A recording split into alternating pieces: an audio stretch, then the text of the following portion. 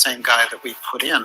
And this happened in a series of countries over across the world from right after World War II. It continues on until today. So it was particularly apparent when they set it up, though, how much fingerprints of the Central Intelligence Agency were on this. One of the things that we need to do is look at executive action and say, did they turn the Executive Action Committee and that propensity into the United States? Did they take executive action and use it to remove the President of the United States all the way back in 1963? That's declassification. That's what the order states that we need to be doing.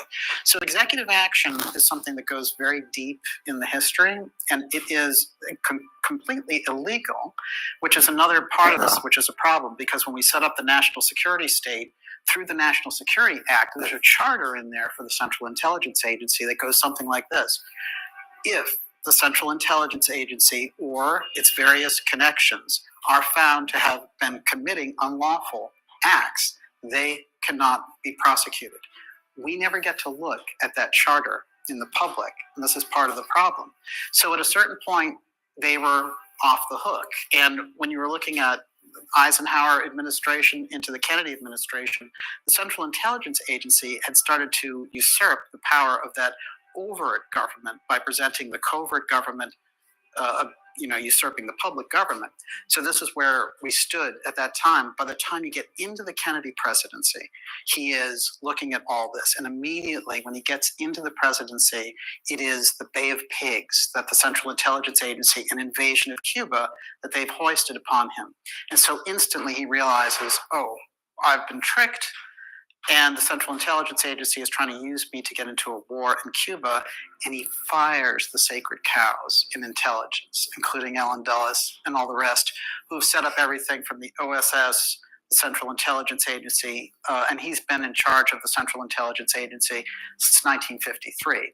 So Dulles was a core figure in setting this up. And what we'll find when Kennedy is assassinated is that Dulles is the person who oversees the Warren Commission. So Kennedy fired him, he gets assassinated, and then they call him in to basically cover it up. So this is the nature of executive action. Its foundations in the Central Intelligence Agency. They used it to remove President Kennedy, and then they used it for the cover-up after the fact. So, in fact, the D-Class Committee with the executive order has the power to say the Central Intelligence Agency did a deep state revolt against the presidency. And now, as an agency, we either dissolve it or we acknowledge it and move on. But you can't remain in that space of pretending it didn't happen or that it was the mafia or something else like we were talking about. Right. And what they came up with, and we'll talk about this tonight, which is Lee Harvey Oswald is a lone gunman, is absurd, because I'm going to show you tonight actual testimony from the police in the very beginning, who said that what they found wasn't even Oswald's rifle. They found a totally different rifle at the scene of the crime. And that's part of what we want to enter into the actual congressional record on this. What is X-Protect, and who are the figures involved through recent history who were silenced as witnesses by this group to keep all the wall of secrecy in place? Well, X-Protect is something we've identified, and it's a group inside the Central Intelligence Agency that works around exotic technology. So there's a wing in there that deals specifically with that.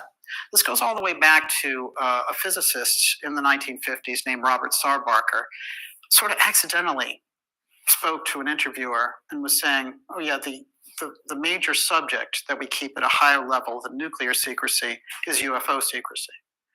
So the technology that was involved with UFOs, and there's a number of things to track there, whether you're talking about if you think it's an off-world visitation or if it's just very advanced technology that we developed through the Nazi period and others where we just usurped the technology and applied it, however you want to look at it. And I'm inclined to think it's some combination of all of the above. But it became the top national security secret for a reason, which is there's a capacity to it that gives a country kind of an unlimited power. And they didn't want to share that the same way they didn't want to share the nuclear secrecy in the beginning. So the UFO file becomes kind of core in the middle of this. The group that's set up to sort of punish those who reveal those secrets or destroy their reputations or ultimately assassinate them. This is the group Xprotect. It comes directly out of the intelligence wing, but it operates between the aerospace companies who are public, not government, and the intelligence agencies who are part of the intelligence community and the apparatus therein. So they're able to operate in this kind of haze between the two. It's an unusual kind of a dark corridor, you could say, between the two. And what happened is when people have stumbled into that corridor, so figures like Judge Jim Garrison, for example, is the only DA who prosecuted a case in the Kennedy murder. Very famously, Dorothy Kilgallen, who was a journalist who understood things in relation to the UFO file, but she was a very popular journalist in that period of time. She was on TV, she was on game shows. I mean, she was ubiquitous. And then suddenly she died very mysteriously after interviewing Jack Ruby, who, famously shot Lee Harvey Oswald, the alleged assassin in the Kennedy case. So whenever you get into this corridor, you become a target. And so the question is, are they going to destroy your reputation? In Garrison's case, they didn't assassinate him. They ruined his reputation and ruined his life.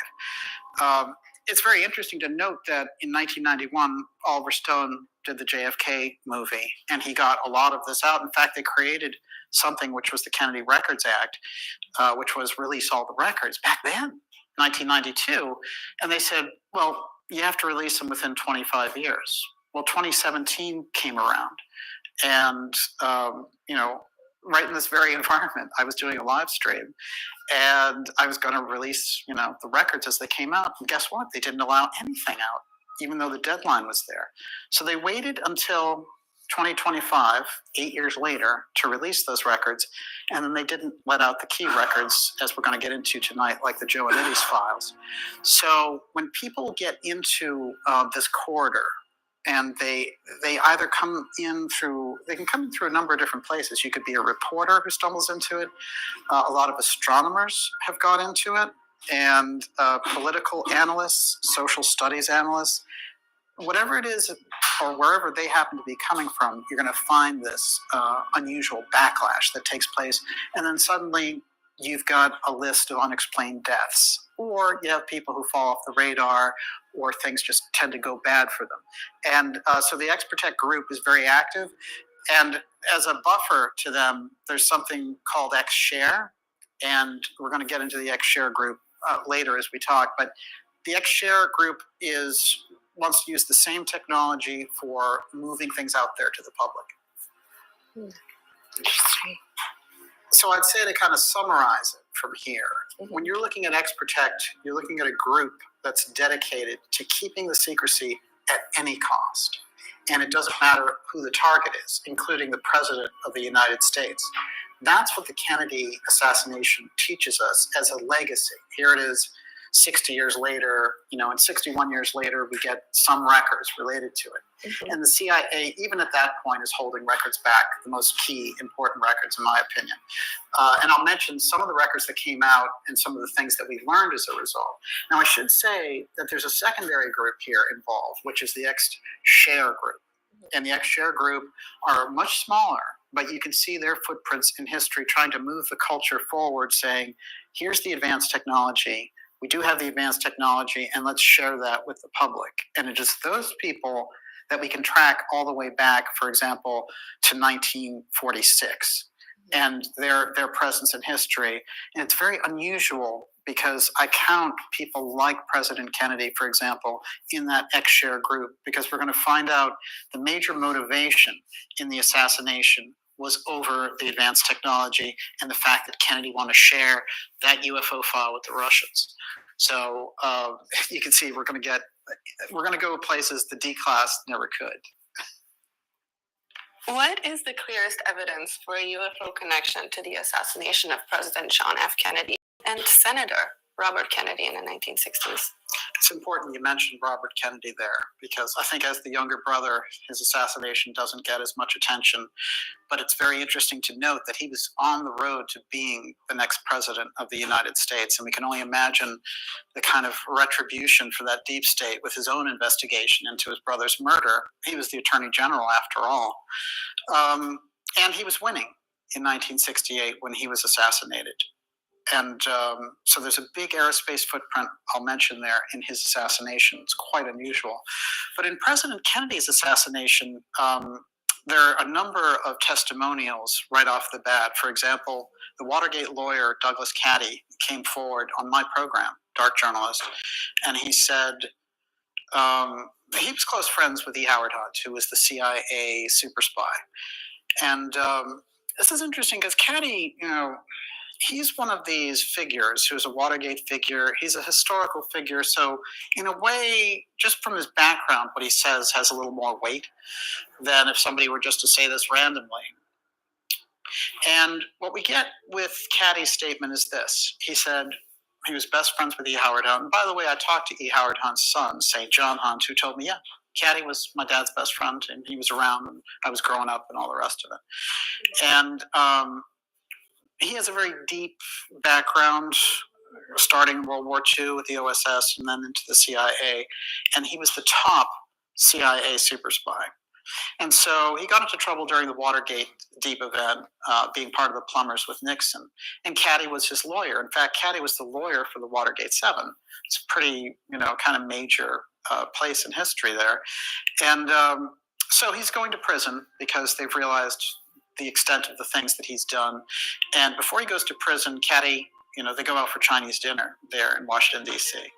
And they're talking about things. He's trying to get him to get into anything deep. And he's starting to reveal some things to him on the way out. So just as they're leaving the restaurant, he says, I have to know, Howard, what was it with the Central Intelligence Agency assassinating President Kennedy? Why was he assassinated? And so Hunt stopped and looked at his friend in private and said, John Kennedy was killed because he was about to give our most vital national security secret to the Russians.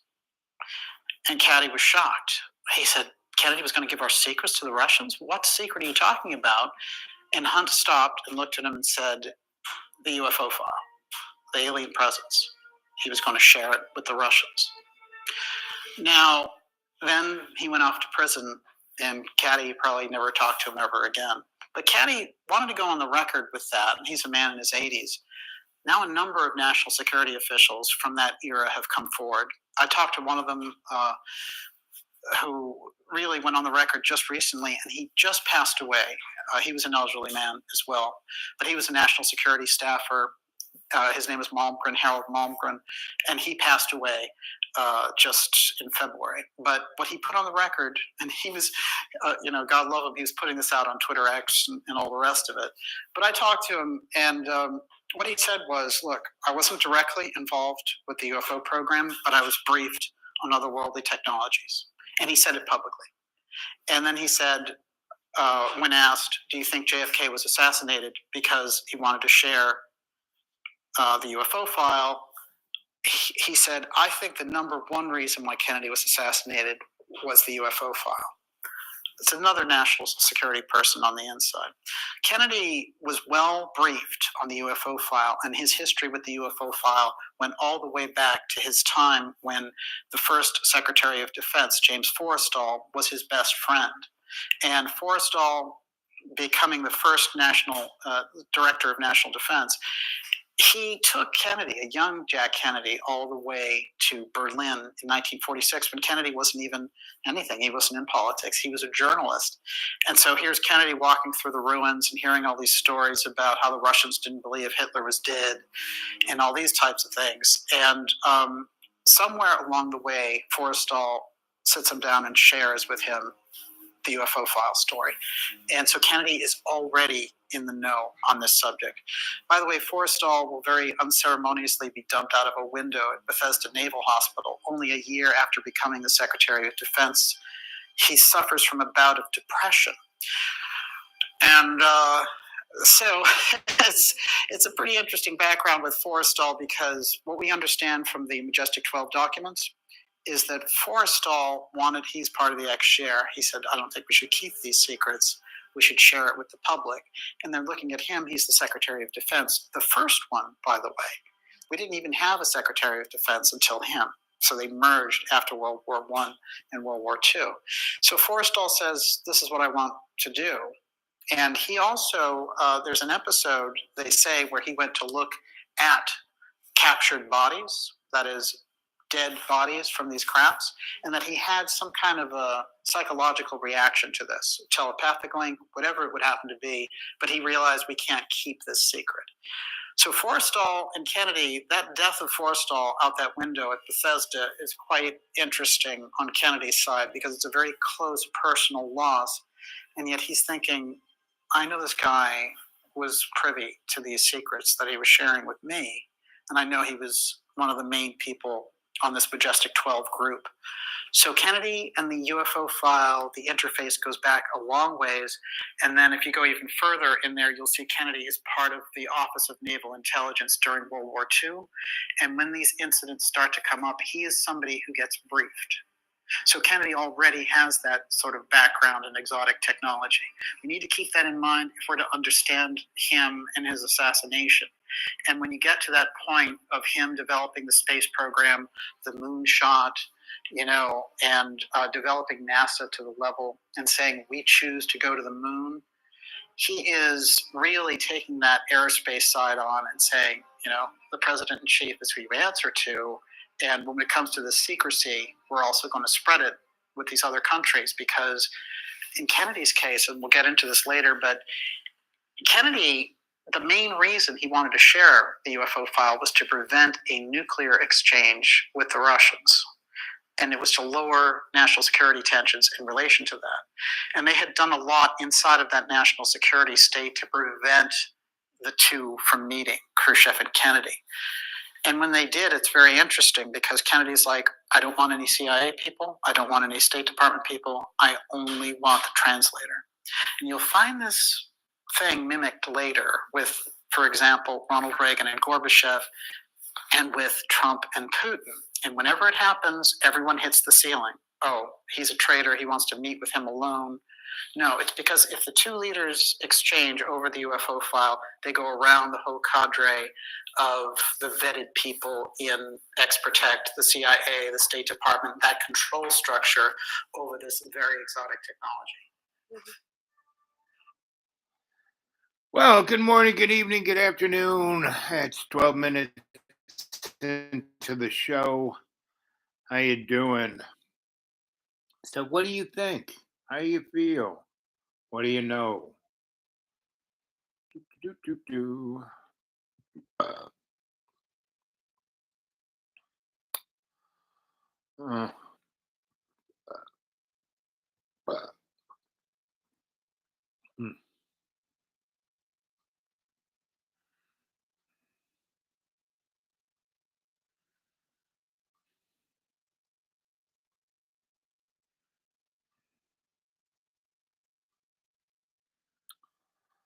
So yeah, things are getting interesting,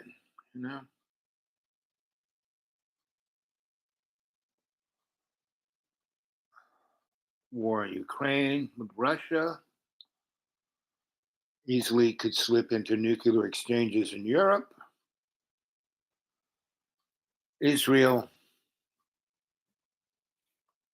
United States, Iran, the Houthis, the Gaza.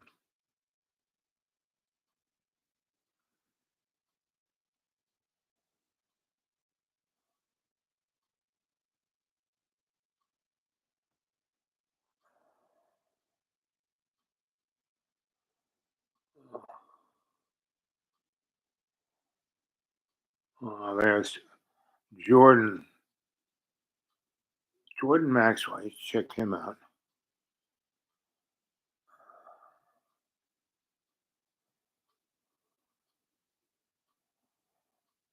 Oh, the good old Bible expert. Yeah, listen. Here's a 30-second bedtime ritual you can do to awaken your pineal gland. Did you know that your pineal gland's inability...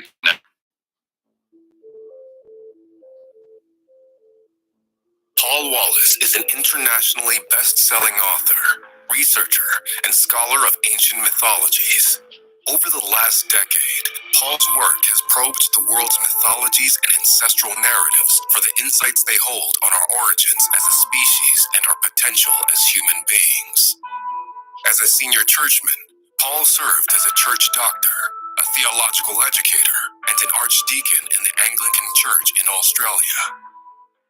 Paul's work in church ministry has included training pastors in the interpretation of biblical texts.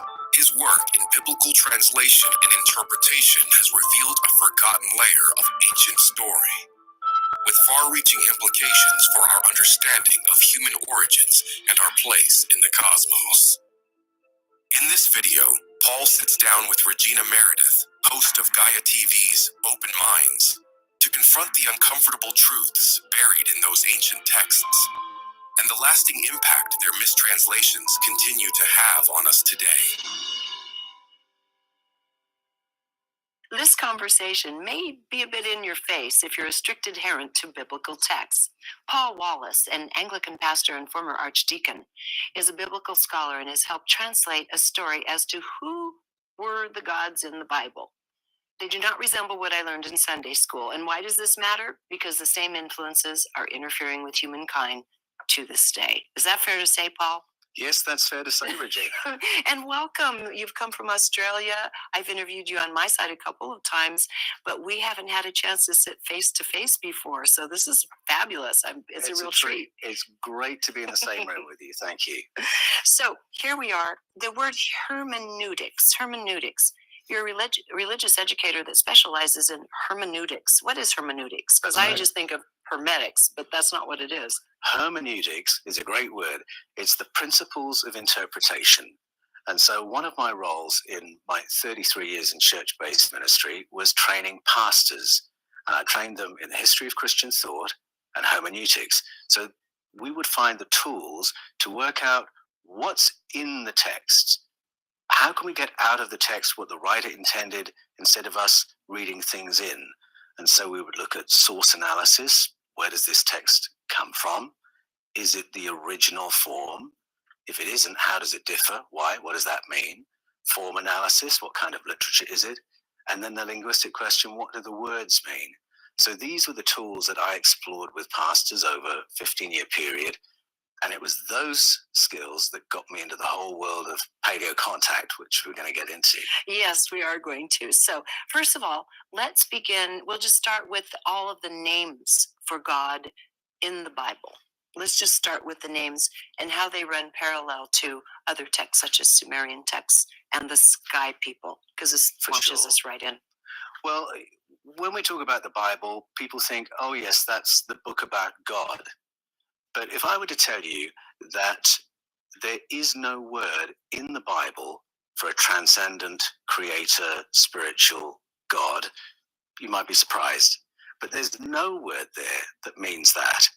There are other words that get translated as God or the Lord or the Almighty. Or gods. Or gods. But in my work, I've gone to those words and asked, what do they mean at root? Because if you start reading lexicons, they'll tell you, oh, this translation is uncertain, or this translation is probably inaccurate. So we go to the roots, and the oldest word in the Bible used for God is Elohim, and the roots mean the powerful ones. And all of a sudden you'll realize that's why there are plural behaviors, plural verb forms. That's why God says, let us make the humans to look like one of us, one of whom? One of the powerful ones. So that's Elohim. Then there are the Bene Elohim. Literally, that means the sons of the powerful ones. But the way it's used suggests it's like the sons and daughters of the American Revolution. It means the ones like, having the characteristics of. So we've got the ones like. So it's Gaia, right? I showed the introduction. Let's see.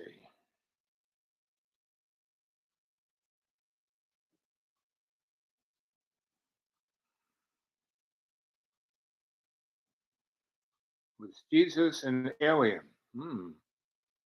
Stop paying taxes.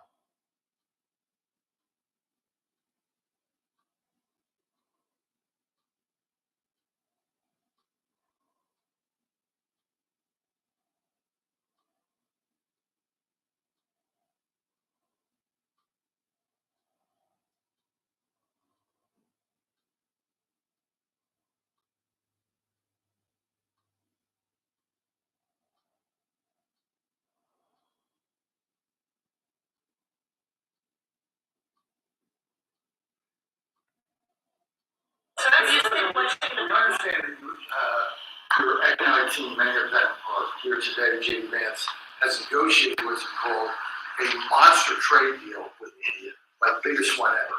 Can you share with us what some of the framework of that might be? You said England. India. India? India. Muslim. They're not very complicated, these deals. It's about the tariffs. India charges almost more than any other country in the world. And believe it or not, we do very little business with India, other than the fact that I like the Prime Minister very much. He's a friend of mine. He was here 2 weeks ago, as you know. And we stood right outside at a news conference. Unfortunately, the grass was very wet. It was very hard for people to stand on the grass. They got their shoes all ruined. But other than that, it was a very good news conference. And he's a great guy. But we do very little business. You know why? Because their tariffs are so high. They have among the highest tariffs, higher than China. They have among the highest tariffs in the world. And I understand they're going to reduce those tariffs, but it's really sort of their problem, not ours. We do very, very little purchasing in India because and selling. We do very little selling. I mean, Harley Davidson, I said, how are you doing in India? This is about 6 years ago. They came to lunch as a great American company. They make the motorcycles. And I said, how are you doing in India, as an example? Well, we don't do any business there. Why? Because the tariffs are too high. I said, that's interesting. Well, what are you going to do? He said, well, we're going to build a plant in India. And that's what they did. I don't want that to happen.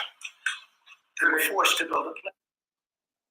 For their health care and for making sure that they can have critical services, and they want to transfer it to the wealthy. That's it. They're using that money to pay for billionaire tax cuts for people who don't need them and who not necessarily all of them actually ask for them. And I think it's, just the height of irresponsibility. And I do think it's something, by the way, that Republicans are going to have to pay a political price for. And Kevin, I want you to weigh in, but I wish I could find. There's this guy.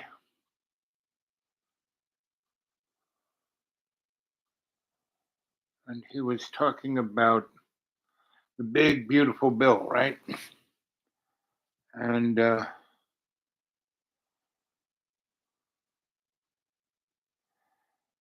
great shift. Oh, it's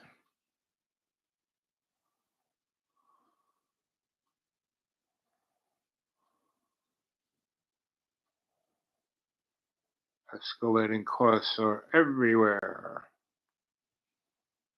I just got this text for the stock that was flagged most likely to make a move. And I get these alerts every day from another new tariff turnaround from President Trump, announcing on Sunday he will delay his plan to levy a sweeping 50% tariff on the European Union just days after declaring them because, he said, trade talks were going nowhere. Henrietta Trays is the managing partner and director of economic policy research at Data Partners. With me in studio is NBC's business and data correspondent Brian Chung. We are talking, Brian, about the largest trade relationship in the world. What would it mean to everyday Americans if there was a 50% tariff? Yeah, well, it would mean 50% potentially in higher costs for consumers when it comes to things like wine and cheeses that come from Europe. But I want to point out that even though I was going to say that's something that hits a lot of Americans home, but I do want to point out that those are not the major exports from the country. The era of uncontested U.S. dominance is over. Today, we face serious threats in China, Russia, and other nations determined to beat us in every single domain. What we're seeing from President Trump is a generational shift in policy, devoting our energies to responding to the rise of near-peer competitors like China. U.S. Vice President J.D. Vance has announced what he calls a new era in military strategy.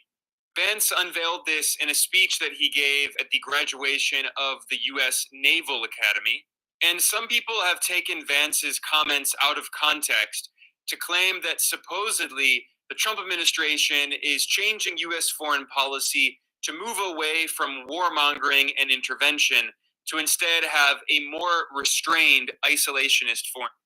I can't find what I was looking for. Basically, it's a guy I listen to who's got white hair and a little beard, and he's probably in his 30s, maybe 40s.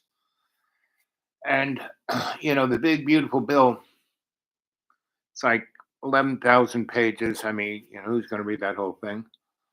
And in it, there is a place where it gets rid of the power of courts.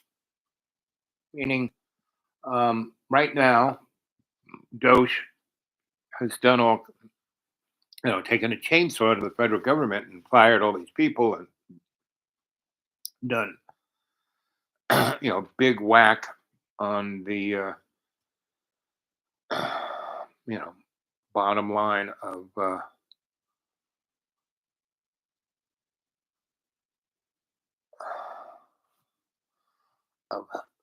the separation of powers. You have the Congress and Senate, the executive, and the courts, right?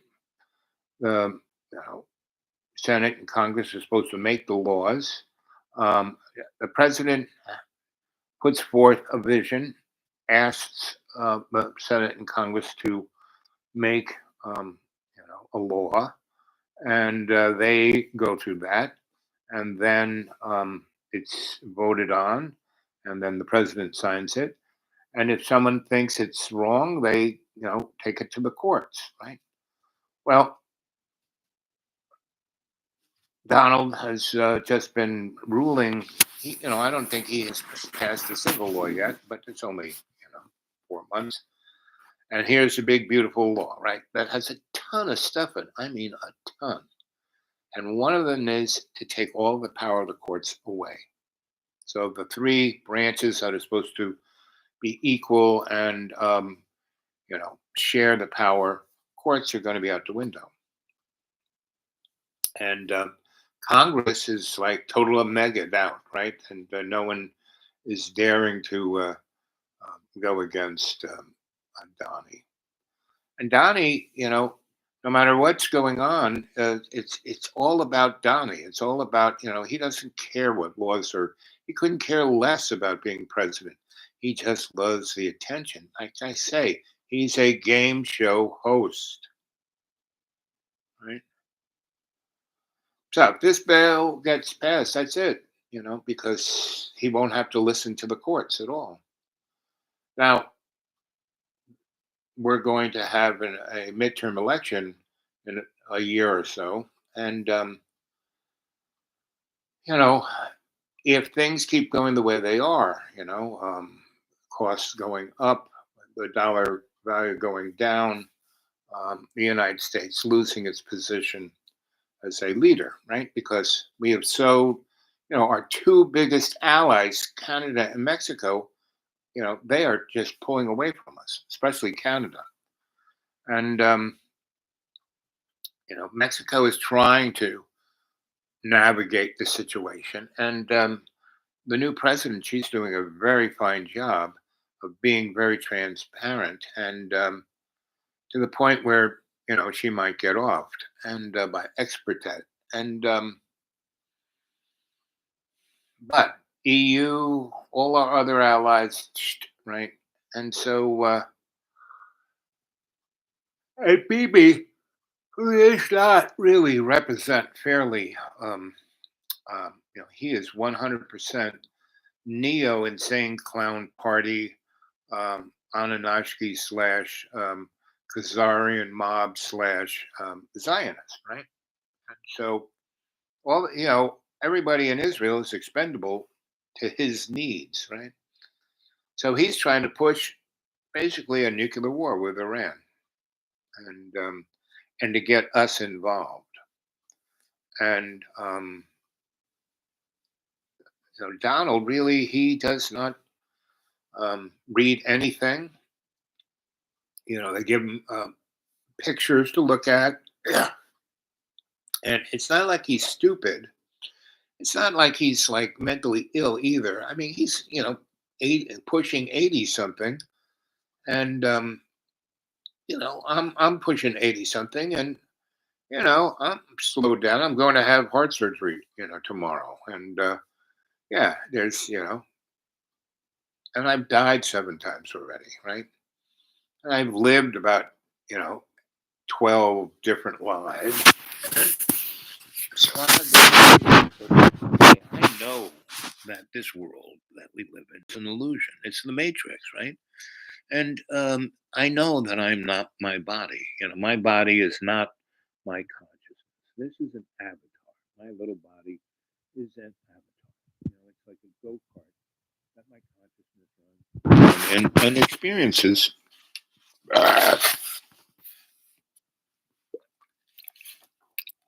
Experiences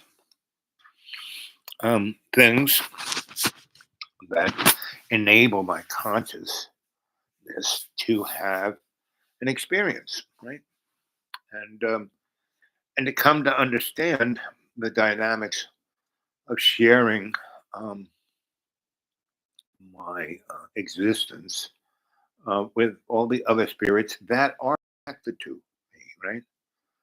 I think I played you, the Voyager spacecrafts have gone out and past all the planets and just keep going out to interstellar space. And they have gone past the little envelope that surrounds our solar system. And it got out there, and it still has been sending data back, right? And it's amazing. It's almost a 50-year-old spacecraft. And once it went through that envelope, and it's quite thick, so it's not like a tripwire, and it itself experienced something. And what's really interesting is, the Star Trek first movie was about Voyager coming down as V'ger, right? And it interacted with another species or consciousness, and became something else. And that's exactly what happened to the Voyagers that are out there. Something affected them, and it did more than change the software of that spacecraft, because that thing didn't even have the computer power of a 1980s video game. And what that consciousness that it came in contact with used Voyager as a telephone to call back to us, right? And so it got to NASA, and NASA's computers, records everything, and they have quantum computers, and that information affected the quantum computers that changed. So it was a conscious machine more than AI. And the scientists who were involved in running that program, and they were like, wow, and, looking at all this data coming in and then it being changed, and the information was more than just data. It was like communications, and it communicated with the pineal glands of these scientists, and it changed them. Those guys have been put in a undisclosed location, and that whole program has gone dark. Used to be very, very, very um, transparent, meaning you could go on their website and go see what Voyager was doing. Your tax dollars at work. Now it's not doesn't exist, right? And more of that is coming around, meaning these interesting things that humanity needs to know, the consciousness, not our human bodies, but our consciousness needs to know to make and I've been talking about the big splat, the transition for the last 7 years. Go back and see those shows, and why don't you subscribe and why don't you like and why don't you you know come on the show and be part of the conversation, because that's Donald Trump is the planet is going into some serious economic collapse, and it's not that Donnie is causing it. I mean, we were already there. It's just that all of the other folks, and it didn't matter whether you're Republican or Democrat, you were basically hiding the fact that the emperor had no clothes. And now that Donnie's in there with his chuckleheads, they were put there to do this, to destroy this country, and the bureaucratic end, not the potential. I mean, what makes America great? I mean, really, we have been a unbelievably violent, horrific. I mean, if you want to look at it as somebody who's a bad, as Donnie would say, a bad dude, that's us from Christopher Columbus on, and that's why he doesn't want to have people looking at our history, right? That's woke, And I never liked that term woke, that's so stupid. The thing is, you should be consciously aware. I am. So here we are, 41 minutes and 41 seconds into the show. And unless somebody comes and says, hey, I'm going to move on. And I just did a show earlier today, and this is one I said I was going to try and do later today, and here it is. And I'm basically going to get ready to get a good night's sleep. So when I shouldn't have eaten that pizza, but I'm a good 12 hours to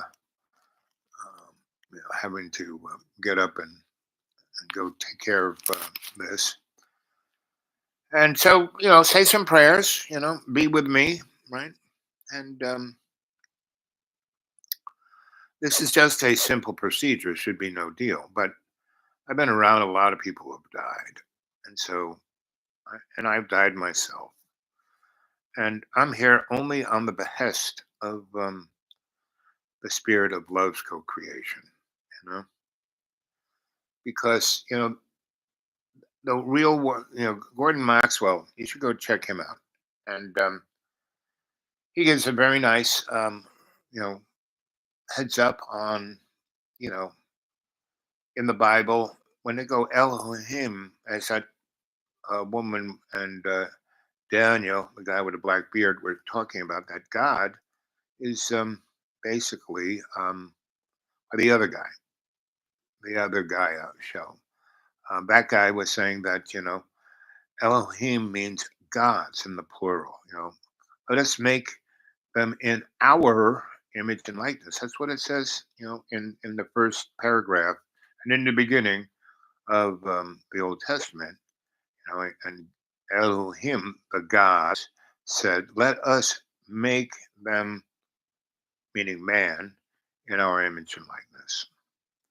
So there's really deep stuff. And so I go to 3 different churches, right? Catholic, Methodist, and Baptist. And I go to those churches because they have a good community, right? And they try to do good stuff. And I kind of started going to all three and going to their Bible studies. And they're all Christian, but they look at each other as if they're like, pagan. Oh, you're terrible. It's like about, like where I live on the main road that's maybe 3 or 4 miles from me. I have to get on a logging road and then the Forest Service road, and then bingo, I can come out on the county road, but that's destroyed now. Anyway,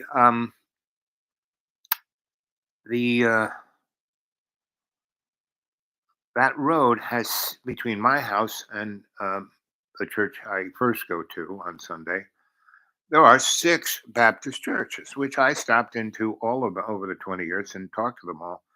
And I said, well, what about this church? Oh, those, we're the Baptist, the blood of the church of the blood of the sacred divine bunny rabbit Baptist. And those guys are, no, they're all about, so it's not liturgy. It's love. Right? It's not religion. It's forgiveness. It's not sacrament, right? The ceremony. It's the we and me.